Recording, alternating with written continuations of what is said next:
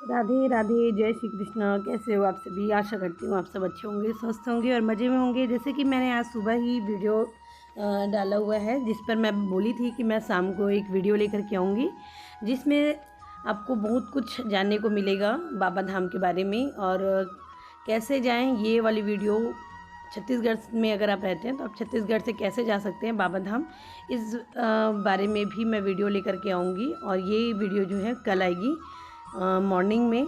लेकिन आज अभी जो बातें हैं वो मैं आपको बताती हूँ कि क्या क्या हैं, कैसे आप वहाँ पर पूजा वगैरह कर सकते हैं, या सुल्तानगंज से आप गंगा जल लेकर के जाते हैं तो उसके पीछे की क्या कहानी है, क्यों लेकर जाते हैं वहाँ पर गंगा जल, तो ये भी आपको आज मैं बताती हूँ। तो चलिए वीडियो को शुरू करती हूँ। बहुत ज़्यादा लंबा नहीं खींचती, क्योंकि लंबा करने से वीडियो बहुत लंबा हो जाता है, फिर आप लोग इसको बीच में ही छोड़ देते हैं, पूरी जानकारी आप नहीं ले पाते हैं। तो चलिए शुरू करते हैं। द्वादश ज्योतिर्लिंग में बाबा बैद्यनाथ ज्योतिर्लिंग ऐसा है जहाँ सती माता का हृदय में बाबा विराजमान है। बाबा जो है सती मैया के हृदय में विराजमान है। माँ के हृदय पर बाबा के विराजमान होने से इस ज्योतिर्लिंग को हृदय पीठ भी कहा जाता है। यह ज्योतिर्लिंग मनोकामना लिंग के नाम से प्रख्यात है। शिवलिंग कैसे स्थापित हुआ? जब रावण को भगवान की लीला समझ में आई, वह अत्यंत क्रोधित हुआ। कथा के अनुसार उसके बाद ब्रह्मा, विष्णु और अन्य देवताओं ने आकर उस शिवलिंग की पूजा की और शिव के दर्शन होते ही शिवलिंग को उसी जगह पर स्थापित कर दिया। आप लोगों ने सुनी होगी कथा, जब रावण जो है भगवान शिव को अपने साथ लंका ले जाना चाहते थे, और जब वो रास्ते पर गए तो देवघर में ही उनको लघु शंका आई, और उस मतलब वो लीला थी भगवान की कि उनको रावण को किसी भी कीमत पर उनको वहाँ पर शिवलिंग को स्थापित करवाना था। इसलिए तो वो बोले थे, भगवान शिव उनको बोले थे कि मुझे कहीं पर जहाँ पर तुम रख दोगे पृथ्वी में, मैं वहीं पर विराजमान हो जाऊँगा, फिर तुम उठा नहीं पाओगे। तो इस कारण वो एक जो बालक जो गौ चराता है उसको दे दिए थे रावण जो है। और रावण जैसे ही लघु शंका के लिए गया तो बालक जो है शिवलिंग को नीचे में रख देता है, उससे शिवलिंग जो है वहीं स्थापित हो जाता है। और इसी वजह से रावण जो है क्रोधित हो जाता है और भगवान को वहीं पर छोड़ करके अपनी अंगूठे में भगवान को नीचे धक्का देते हैं। इसलिए वहाँ की जो शिवलिंग है वो बहुत ही छोटा और नीचे की तरफ दबा हुआ है, क्योंकि रावण जो है क्रोध में आकर के तुम मेरे साथ नहीं जा रहे हो करके अपने अंगूठे के बल से भगवान को नीचे की ओर दबा दिया।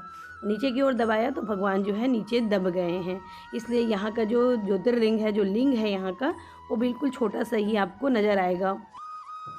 तो ये तो इसके पीछे की कहानी है। इसके पीछे मैं और बहुत मतलब इसको भव्य रूप से लेकर के आऊँगी इस कहानी को। अभी मैं शॉर्टकट में बता रही हूँ क्योंकि बहुत ज़्यादा लंबा हो जाता है ना, तो इसलिए मैंने थोड़ी सी ही बता दी है कि रावण के कारण ही ये हुआ था। पौराणिक मान्यताओं में वर्णित है कि माता सती का हृदय कट कर गिरा था, इसलिए इसे हृदय पीठ भी कहते हैं। मान्यता यह भी है कि जब सावन में भक्त जल लेकर आते हैं तो उन्हें भगवान शिव के साथ ही शक्ति का भी आशीर्वाद प्राप्त होता है। माता शक्ति भी वहाँ विराजमान है, तो शिव और शक्ति दोनों का यहाँ पर आशीर्वाद भक्तों को मिलता है। जहाँ सुल्तानगंज बिहार से पहले गंगा जल लेना पड़ता है, फिर पैदल कांवड़ यात्रा निकलती है जो लगभग 105 किलोमीटर होती है। डाक बम को 24 घंटे के अंदर 105 किलोमीटर की दूरी सुल्तानगंज से देवघर तय करनी पड़ती है। डाक बम कांवरियों को बाबा धाम में विशेष सुविधा भी मिलती है। इस कांवड़ यात्रा की शुरुआत उत्तर वाहिनी गंगा तट सुल्तानगंज से होती है। हाथ में कांवर, मुंह में बोलबम जयकारा, बोलबम का जयकारा, मंजिल देवघर और ध्यान बाबा का। सावन महीने में कांवड़ यात्रा डाक बम की दौड़ देखते ही बनती है। नंगे पांव जमीन पर लेटकर और दौड़ते हुए बाबा धाम जाकर बाबा बैद्यनाथ को जलाभिषेक कराना एक बड़ी ख्याति प्राप्त मान्यता है। देखिए, एक बात मैं क्लियर कर देती हूँ कि डाक बम जो होता है उसे 24 घंटे के अंदर दौड़कर ही वो लोग रुकते नहीं हैं। डाक बम जो होते हैं ये रुकते नहीं हैं, और ये रुक भी जाए अगर कहीं पर इमरजेंसी में, जैसे बाथरूम वगैरह जाना है या कहीं पर चाय उनको पीनी होगी, तो अगर वो रुक भी गए तो उनके पैर जो हैं चलते रहते हैं। मतलब कि अपने पैर को उठा करके जैसे चलते हैं ना हम लोग, उस तरह से वो एक ही जगह पर खड़े होकर के भी अपने पैर को चलाते रहते हैं। इसे कहते हैं डाक बम, जो 24 घंटे के अंदर अंदर ही भगवान को जल चढ़ा करके 105 किलोमीटर की दूरी तय करके आते हैं सुल्तानगंज से। और बैद्यनाथ देवघर में जाकर के भगवान बैद्यनाथ जी को जलाभिषेक करवाते हैं अपने जल से। कांवड़ में जो जल लेकर के आते हैं ना, उस जल से भगवान को जलाभिषेक करवाते हैं। तो इस तरह से इसकी मान्यताएं हैं। ये वाले जो बम होते हैं, डाक बम जो होते हैं, वे रुकते नहीं हैं किसी जगह पर। अगर कहीं पर मजबूरी में रुक भी जाएं तो उनके पैर जो है निरंतर चलते रहते हैं। ये मान्यताएं हैं और बहुत इनको सुविधाएं भी मिलती है, क्योंकि बहुत दूर से आते हैं, इनको रुकना नहीं होता है। क्या है, बाकी लोग क्या करते हैं कि आते भी हैं ना तो थोड़ा सा रुक के आते हैं, कुछ टाइम लेकर के आते हैं, लेकिन जो डाक बम वाले होते हैं उनको दौड़ के आना होता है। उन लोग चलते भी नहीं हैं, उन लोग सिर्फ दौड़ते हैं, है ना। तो एकदम दौड़ते दौड़ते आते हैं। ऐसे पथरीले जगह होते हैं, उबड़ खाबड़ रोड होता है, उसमें वो लोग चलते हैं। और ये एक बहुत ही ज़्यादा प्रसिद्धि है वाकई में, और भगवान भोलेनाथ की कृपा होती है जो लोग ऐसे कर सकते हैं।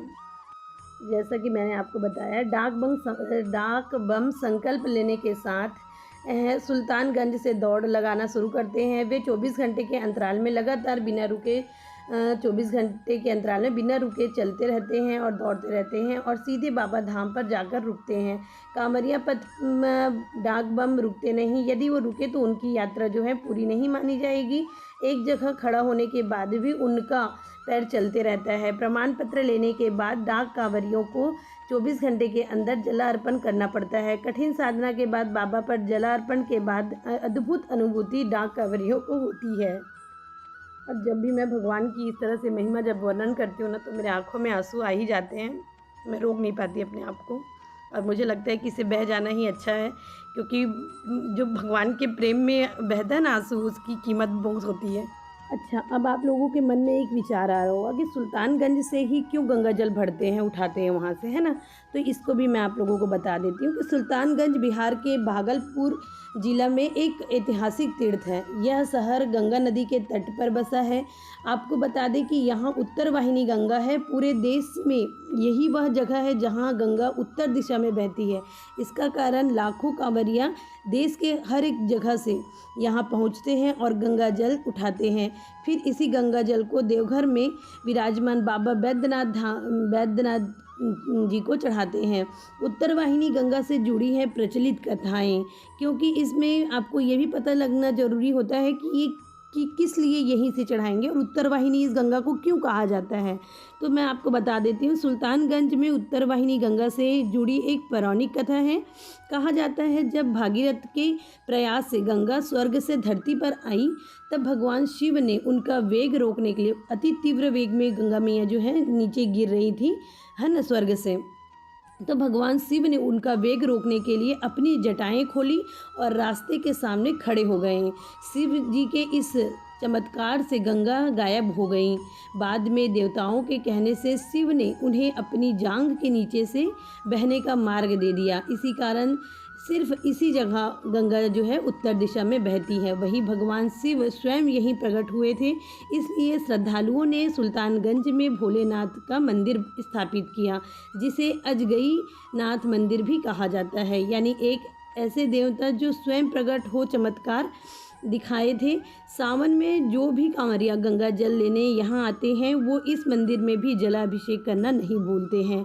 तो आप लोगों की ये जो बातें मैंने आपको बताई हैं, ये बातें आप कहाँ तक जानते हैं, इस बारे में मुझे कमेंट करके ज़रूर बताइएगा।